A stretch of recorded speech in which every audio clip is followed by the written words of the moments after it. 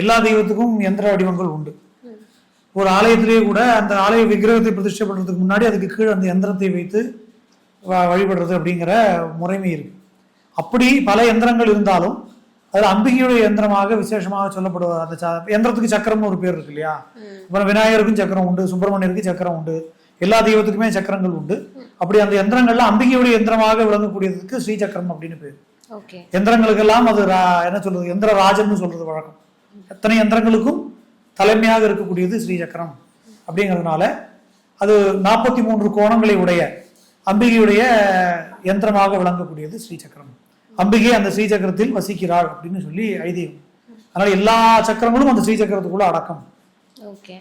எந்த தெய்வத்துக்குடைய சக்கரத்தை வச்சு வழிபட்டாலும் அது எல்லாமே ஸ்ரீ சக்கரத்துக்குள்ள அடக்கம்னு இருக்கிற காரணத்தினால அந்த ஸ்ரீ சக்கரத்துக்கு அவ்வளவு மகத்துவம் கொண்டதாக இருக்கு. ஆனா என்ன அப்படின்னா அதோடைய வழிபாட்டு முறைகளும் ரொம்ப கடுமையானது, ரொம்ப கடினமானது. அவ்வளவு சுலபத்தை எல்லாராலையும் பண்ண முடியறது இல்லை.